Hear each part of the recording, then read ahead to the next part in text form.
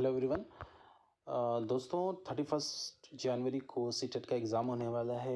आप लोगों ने प्रिपरेशन कर ही ली होगी। मैं आप लोगों को थोड़ा बता देता हूँ कि ये जो एग्ज़ाम है ये पहले के एग्ज़ाम की तरह नहीं है।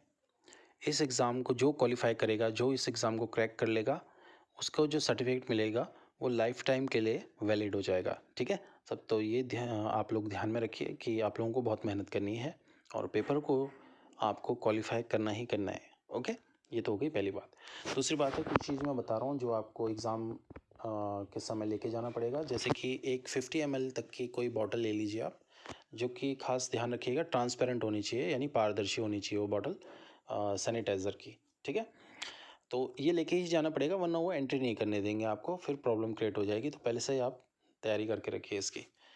फेस मास्क आपके पास होना ही चाहिए। ठीक है, दूसरा है हैंड ग्लोव्स भी होने चाहिए। तो ग्लव्स आपके पास नहीं होंगे तो आप ले लीजिए। इसके अलावा अगर आप लोगों को प्यास लगती है तो एक वाटर बॉटल लेके जानी पड़ेगी। ठीक है, वहाँ पानी प्रोवाइड नहीं किया जाएगा पीने के लिए, तो एक वाटर बॉटल लेके जाएँ, लेकिन जो वाटर बॉटल है वो ट्रांसपेरेंट होनी चाहिए। ठीक है, इसके अलावा आईडी कार्ड, जो आपका एडमिट कार्ड है वो लेके जाएं। इसके अलावा आईडी कार्ड में जैसे आधार कार्ड हो गया, वोटर कार्ड हो गया, लाइसेंस हो गया, कुछ भी सब चलेंगे। तो मतलब कोई सा भी एक चाहिए उनको। तो ये सारी चीज़ें अगर आप लेके चले गए तो आपको वो एंट्री करने देंगे। ठीक है, तो ये हमारे डायरेक्टर साहब हैं, जो उनकी तरफ से था, अनुराग त्रिपाठी नाम है उनका, तो उन्होंने बताया था। तो मैंने सोचा आप लोगों को बता दूं, कहीं ऐसा ना हो कि एग्ज़ाम में आप लोगों को इसकी जानकारी ना हो और कुछ प्रॉब्लम क्रिएट हो। ठीक है, अब दूसरी बात है, हमारे कैंडिडेट्स जो पीआरटी टीचर्स के लिए जिन्होंने फॉर्म भरा है अभी, और आप लोगों को न्यूज़ मिल गई होगी अभी, इसका तो पेज काफ़ी बहुत ज़्यादा फंसने वाला है और भी ज़्यादा, क्योंकि इस पे केस हो चुका है और थोड़ा सा मतलब डिले तो होगा ही होगा भाई। तो जो कैंडिडेट्स एलटी और प्रवक्ता के लिए भी जिन्होंने अप्लाई किया हुआ है, उनसे मेरा निवेदन है कि 100% लगा दीजिए। आप इन एग्ज़ाम्स को इस बार क्रैक करिए, क्योंकि इनमें ज़्यादा चांसेस हैं, क्योंकि यूपीएससी कंडक्ट करवाता है यूके पीसीएस कंडक्ट करवाता है लेक्चरर के, और यूके ट्रिपल एससी कंडक्ट करवाता है आपका एलटी का एग्ज़ाम, जो कि शायद अप्रैल में हो जाएगा एलटी, और प्रवक्ता का तो और भी अच्छा है, मार्च में हो जाएगा। तो आपके पास ज़्यादा समय भी नहीं है। हार्डवर्क चाहिए, बट स्मार्ट वर्क भी चाहिए इसके साथ। तो प्रिपरेशन कर लीजिए आप और स्कोर करिए मैक्सिमम मार्क्स। मेरा अनुमान ये है कि अगर आप एलटी के लिए जनरल कैंडिडेट हैं तो 50 to 55% अगर आप लेके आते हैं कट ऑफ में, देन ये एक इनफ होगा स्कोरिंग आपको, कि आपको इसके बाद नियुक्ति मेरे ख्याल से मिल ही जाएगी, क्योंकि इतना ही लगभग आज तक का जो मैं देख रहा था कट ऑफ, तो इतनी ही जाती है लगभग, और इसमें आप लोगों का हो जाएगा। तो प्रिपरेशन करिए। अब दूसरा है सीटेट के भी जो एग्ज़ाम है, सीटेट के एग्ज़ाम में बिल्कुल मेहनत करिए सीटेट के एग्ज़ाम में। और कुछ रूल्स मैं बता देता हूँ सीटेट क्वालिफाई करने के, जो कि मैंने अप्लाई किए थे। हो सकता है कि शायद ये आपके भी काम आ जाए। पहले तो ये बात है कि कोई शॉर्टकट नहीं है सीटेट का, काफ़ी मेहनत करनी पड़ेगी एग्ज़ाम क्रैक करने के लिए। इसके अलावा सिर्फ मेहनत से भी क्वालिफाई नहीं होता है सीटेट, थोड़ा सा स्मार्ट वर्क चाहिए सीटेट क्वालिफाई करने के लिए। और मैं आपको बताने वाला हूँ आज कि आपको करना है क्या है सीटेट क्वालिफाई करने के लिए। अगर आपके आपके मतलब की ये बात हो तो आप इसको फॉलो करिएगा, वरना कोई कंपलसरी नहीं है इसे फॉलो करना। पहली चीज़ है, सीटेट वही बच्चा क्वालिफाई कर पाएगा जिसको प्रीवियस ईयर क्वेश्चंस पेपर्स का भी थोड़ा आइडिया हो।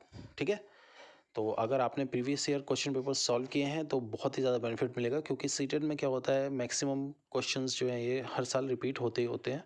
जो पिछले साल जैसे कुछ क्वेश्चंस आए होंगे पिछले सालों में, वो exactly same to same copy करके दे देते हैं। मैं फर्स्ट टू फिफ्थ के कैंडिडेट्स के लिए बात करूंगा कि 5 सेशन होते हैं फर्स्ट टू फिफ्थ के सीटेट में, जो कि होते हैं CDP, Hindi, English, EVS and maths.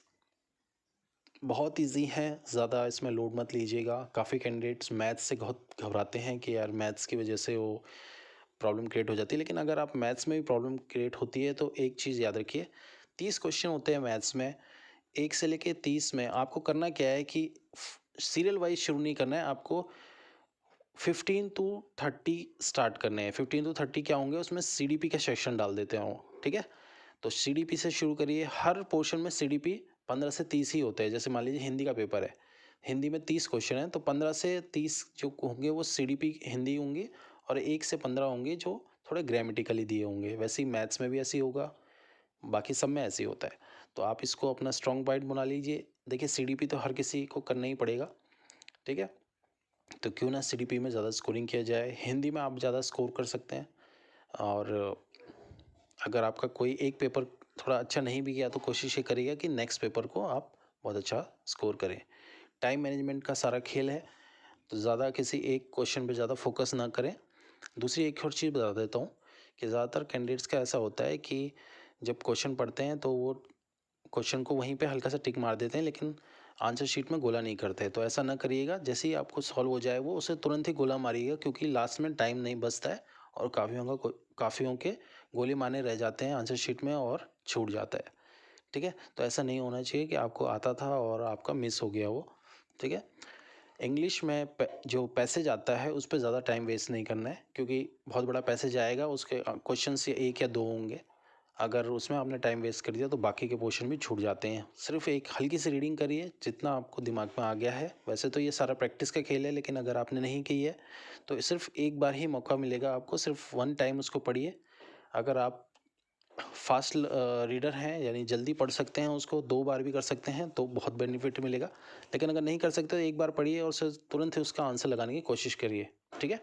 सारा टाइम दीजिए CDP में, क्योंकि वही आपका स्कोरिंग पार्ट होगा जिससे आप अतिरिक्त नंबर खींच पाएंगे। आई होप आप लोगों के लिए फ़ायदा हुआ होगा मेरी इस बात से, and wish you all the best. इसके अलावा LT एंड लेक्चरर के लिए भी पूरी जान से मेहनत करिए और इस एग्ज़ाम्स को क्रैक करिए। Thank you everyone.